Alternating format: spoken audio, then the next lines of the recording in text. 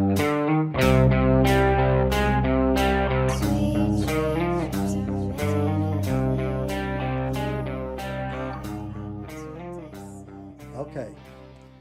I was lying on the bed and I rolled over and I looked at the wall and I seen a lot of green trees and bushes on the wall.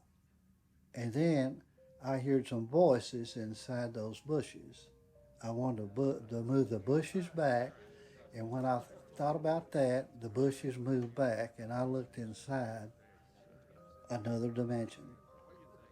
There was people walking around carrying sticks. Those are wooden Croquets. croquets. These two men, probably in their early 30s, was walking around carrying those, having a great conversation. There was a lot of kids going by playing with a ball, kicking a ball, and having a great time. And I looked in, and it was a pretty grassy field they was playing in. There was a beautiful blue sky with their head inside there, and they was having a wonderful time. And in the background, I could hear a lot of crowded people, enjoying themselves real good. It was one about the happiest places that I'd ever looked into and seen, and I'll never forget it. And I wanted to go inside further to see what the event was about, and that's when the bushes closed back and it went away. That's exactly what happened.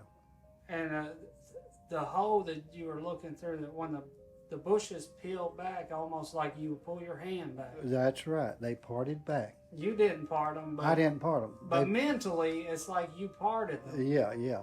And it was good enough that I could have went ahead and crawled on through and went in and enjoyed it was real. I could have enjoyed the event myself if I could have went inside. But it just shut down. It shut down.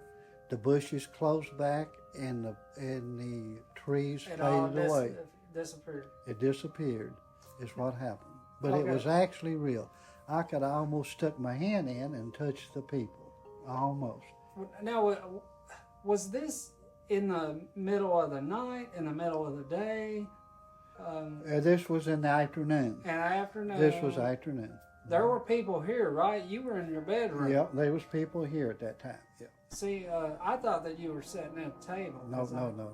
There was people here at the time. And you had just been sitting in the room. Yeah. You're like me. You go and get away from people.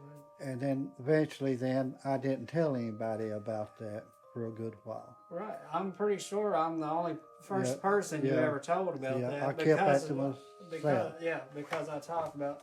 Now I just okay. The men were carrying croquet sticks, right? And they were having a conversation on the grass. On the grass, walking. Yep.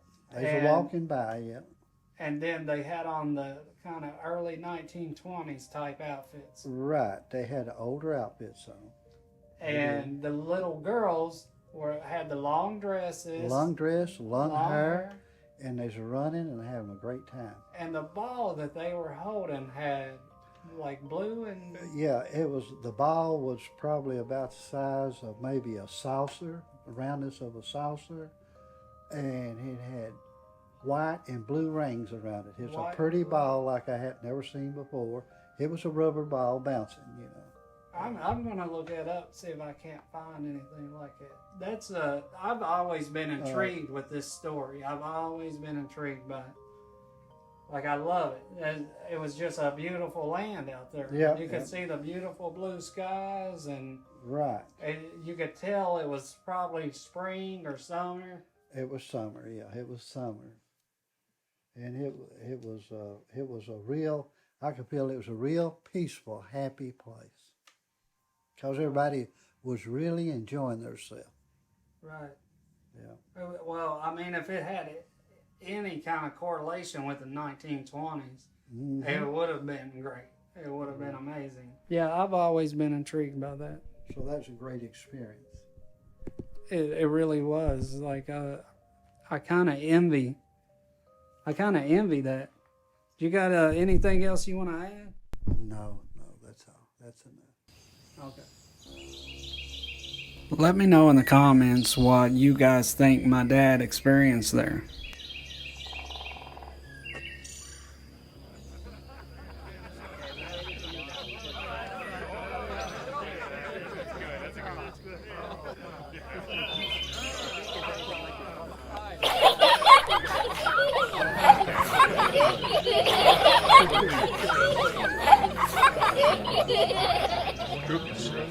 Ladies and gentlemen, you just met my father right there. And that was one of his many incredible stories that he has. Both of my parents have incredible stories.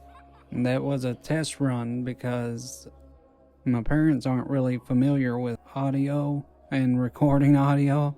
Really missed out on a lot of good stuff there because it was really messy and there was no way for me to clean it up. But don't worry, because I'm sure I'll be able to get to a lot more stories, and maybe my parents will, I'll let them listen through the headphones so they can kind of see how sensitive the microphones and stuff are.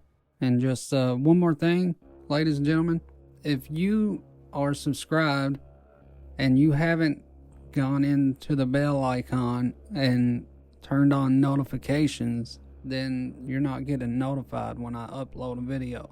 So you want to make sure you click the bell and turn on notifications. That way when I upload a video, you'll know I posted a video. And I'm trying to make for sure that I post on Sunday nights, Eastern Standard Time, I guess you would call it. Ladies and gentlemen, that was my father, and I hope you guys enjoyed this story. It's one of my favorite stories of his. Obviously, I believe it, and when I started realizing what was actually going on with me, I really interrogated my parents. I wanted to know my history, where we came from, and everything. I wanted to know why. What was so special about our family that we keep experiencing all these things? So thanks, ladies and gentlemen, for listening. Thanks for watching. Thanks for subscribing. Thank you. Let's see where we're gonna go next. What do you think, Mike? Looks like it's already this time. Yeah.